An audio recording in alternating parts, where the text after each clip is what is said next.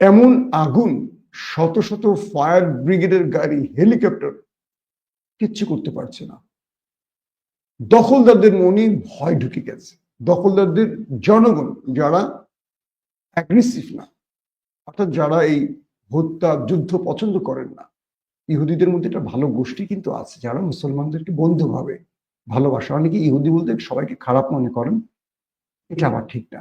একটা গ্রুপ আছে যারা এই কাজগুলো করছেন, নেতানিয়াহুপন্থী একটা গ্রুপ আছেন, মোটামুটি এই ক্ষেত্রে তারা শান্তিপ্রিয়।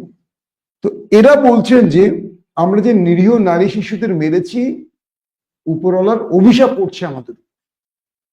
এবং যারা এই কথাগুলো সোশ্যাল মিডিয়ায় বলছেন তাদেরকে আবার গ্রেফতার করছে নেতানিয়াহু।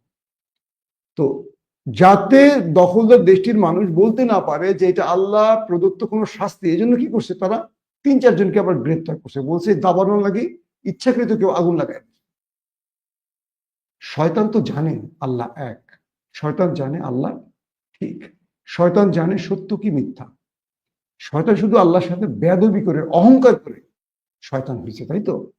নেতানিয়াহু কিন্তু জানে আসলে সঠিকটা কি, কিন্তু ওই যে বললাম শয়তানের ওয়াসওয়াসা তার উপরে পড়ছে, সে দ্বিতীয় শয়তান হওয়ার চেষ্টা করছে।